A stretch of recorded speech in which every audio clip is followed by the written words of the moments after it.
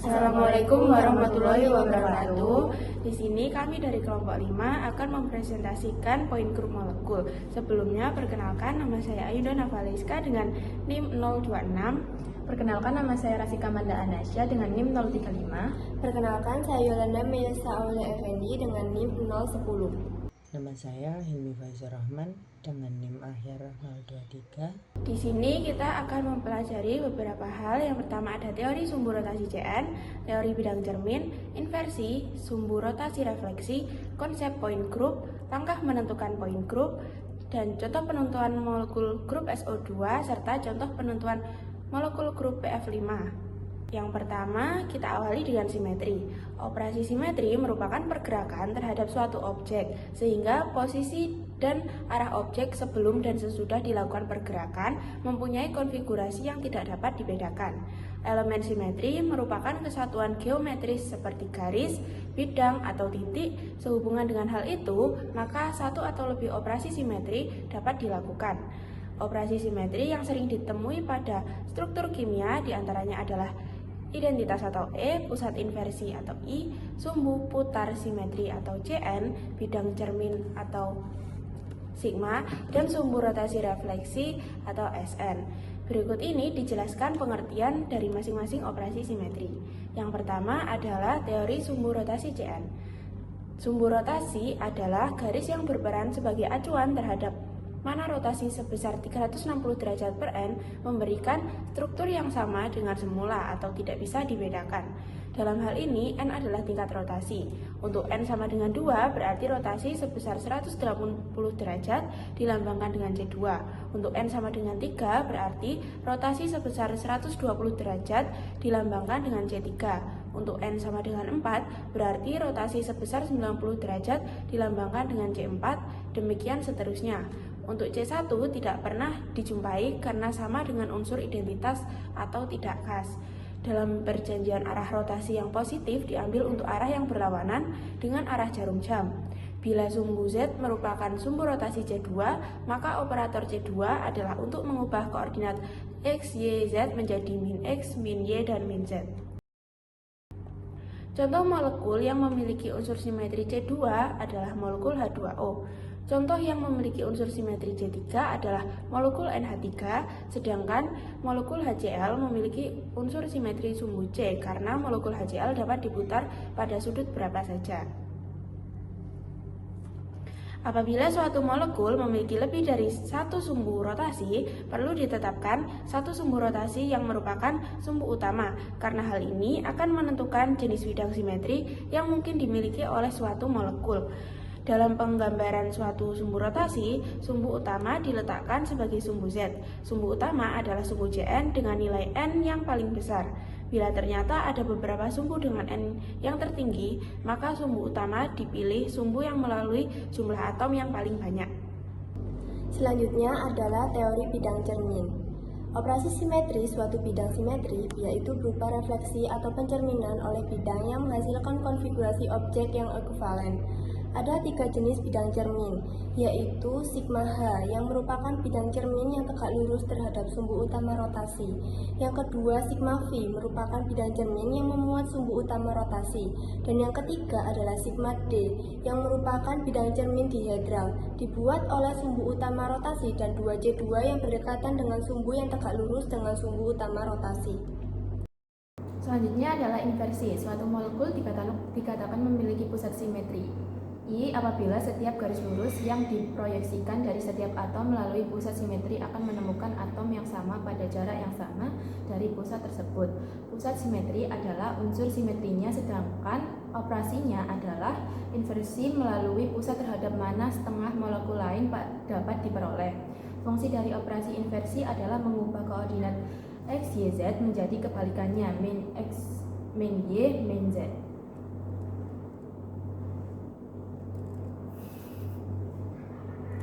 Sumbu rotasi refleksi Fn. Setelah rotasi, titik P aksen kemudian dicerminkan terhadap bidang yang tegak lurus sumbu tersebut. Karena bidang refleksi tegak lurus sumbu, refleksi akan memindahkan titik dari satu sisi bidang ke sisi lainnya. Tetapi jarak tegak lurus ke bidang tetap dan proyeksi titik pada bidang tidak berubah. Hasil refleksi ini adalah titik akhir P double aksen, yang merupakan citra dari titik awal P di bawah operasi gabungan rotasi plus refleksi. Rotasi yang pertama yaitu rotasi terhadap sumbu tertentu. Misalkan ada sumbu rotasi N, misalnya 2, 3, 4, atau 6 kali lipat, dan sebuah bidang datar yang tegak lurus ortogonal terhadap sumbu tersebut. Sebuah titik P dirotasikan terlebih dahulu terhadap sumbu ini sebesar sudut 360 derajat per N, sehingga berpindah ke titik P aksen. Rotasi ini hanya mengubah posisi titik dalam bidang yang tegak lurus sumbu, tetapi tidak mengubah jarak titik terhadap sumbu rotasi. Lalu selanjutnya adalah konsep point group. Point group adalah sistem klasifikasi molekul berdasarkan unsur simetri yang dimiliki, sebagai contoh rotasi, refleksi, inversi, dan lain-lain.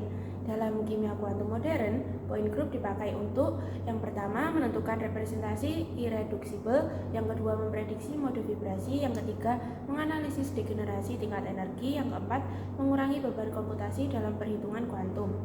Analisis simetri masih sangat relevan, terutama karena geometri molekul dari simulasi sering tidak ideal dan membutuhkan algoritma modern untuk penentuan point group. Selanjutnya adalah langkah menentukan point group. Yang pertama adalah menentukan apakah suatu molekul termasuk grup simetri rendah atau simetri tinggi.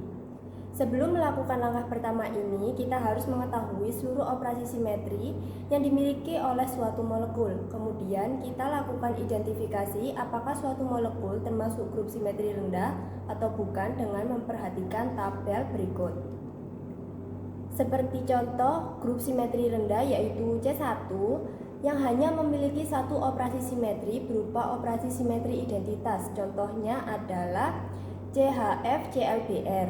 Lalu selanjutnya adalah CS yang hanya memiliki satu operasi simetri bidang. Contohnya adalah H2C ikatan rangkap 2 CClBr.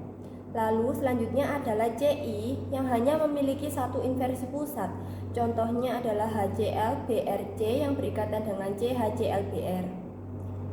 Jadi kita harus menentukan terlebih dahulu apakah molekul yang kita identifikasi termasuk grup simetri rendah C1, CS, atau CI.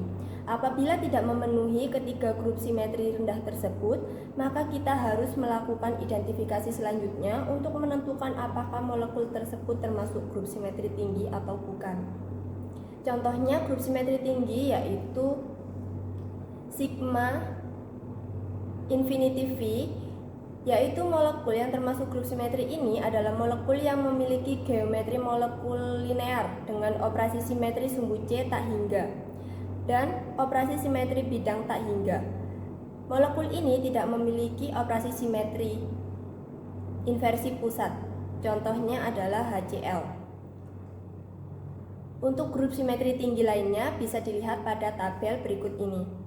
Apabila molekul yang kita identifikasi tidak termasuk grup simetri tinggi, maka kita harus mengidentifikasi point group dari suatu molekul dengan langkah selanjutnya, yaitu yang kedua adalah menentukan sumbu rotasi dengan harga N tertinggi dari operasi simetri Cn yang ada pada suatu molekul.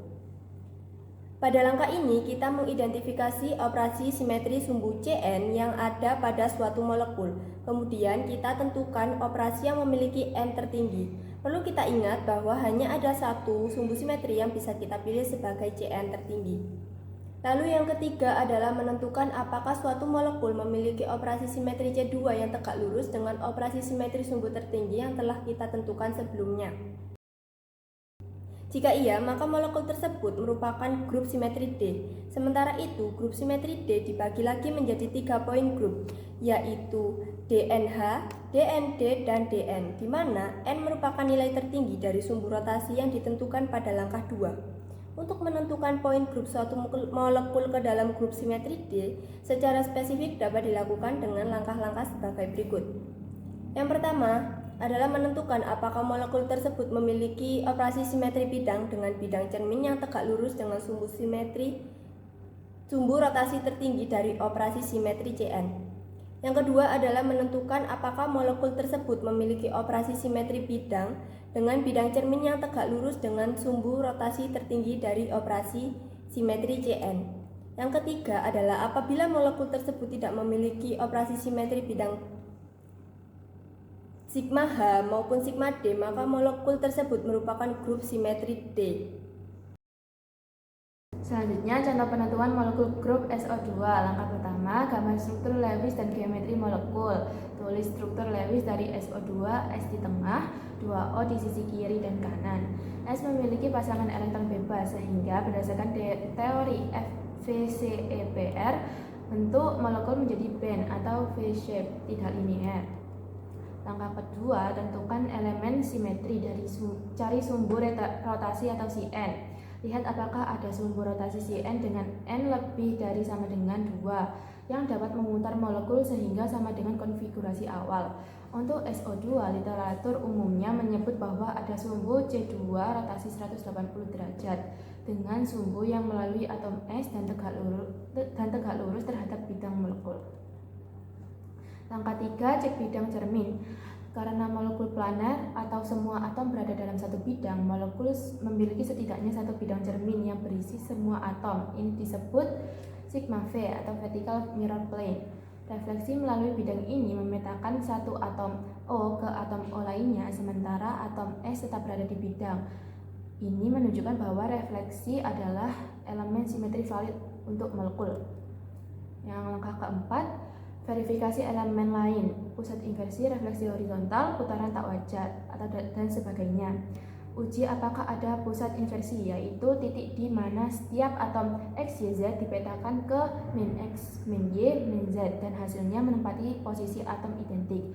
Untuk SO2, pusat inversi tidak ada. Literatur menyatakan bahwa hanya elemen simetri yang relevan adalah E, C2, dan 2 bidang cermin. Untuk kesimpulan penentuan poin grup SO2 dapat dilihat di tabel berikut ini. Yang terakhir yaitu contoh penentuan molekul grup PF5. Yang pertama, menentukan apakah suatu molekul termasuk grup simetri rendah atau simetri tinggi. Apakah termasuk grup simetri rendah, molekul PF5 tidak hanya memiliki operasi simetri identitas E, bukan grup simetri C1. Molekul PF5 tidak hanya memiliki satu operasi bidang simetri seperti bidang cermin H, bukan grup simetri CS. Molekul PF5 tidak hanya memiliki satu operasi simetri inversi pusat I, berarti bukan grup simetri CI, tetapi juga memiliki satu operasi simetri C3 dan 3 operasi simetri C2, 3 operasi simetri bidang cermin V, dan juga satu operasi simetri S3. Jadi, molekul PF5 tidak termasuk grup inversi rendah. Apakah termasuk grup simetri tinggi? Geometri molekul PF5 bukan linear, berarti bukan grup simetri dengan unlimited V atau unlimited H. Molekul PF5 hanya memiliki satu operasi C3, tidak memiliki operasi simetri S4, dan hanya memiliki 3 operasi bidang cermin V, yaitu berarti bukan grup simetri tinggi. Molekul PF5 hanya memiliki satu operasi C3 dan tidak memiliki operasi simetri C4, yang berarti bukan grup simetri OH maupun IH. Jadi, molekul PF5 tidak termasuk grup simetri tinggi. Yang kedua, menentukan sumbu rotasi dengan harga N tertinggi pada operasi simetri Cn yang ada pada suatu molekul PF5 memiliki operasi simetri sumbu berupa Cn, C2, dan C3. Jadi, sumbu rotasi dengan N tertinggi adalah operasi simetri C3, N rangkap 23. Yang terakhir, menentukan apakah suatu molekul memiliki operasi simetri C2 yang tegak lurus dengan operasi simetri sumbu tertinggi yang telah kita lakukan sebelumnya, itu Cn. Pertama, molekul PF5 memiliki operasi simetri C2 yang tegak lurus dengan sumbu simetri tertinggi, yaitu operasi simetri C3, menjadi grup simetri D. Molekul PF5 memiliki operasi simetri bidang horizontal, bidang cermin horizontal, yang tegak lurus dengan sumbu simetri tertinggi, yaitu operasi simetri C3. Grup simetri D3H, jadi molekul PF5 merupakan grup simetri D3H, poin grup 3D. Sekian presentasi dari kelompok 5. Mohon maaf bila ada salah kata. Kami akhiri. Wassalamualaikum warahmatullahi wabarakatuh. Terima kasih.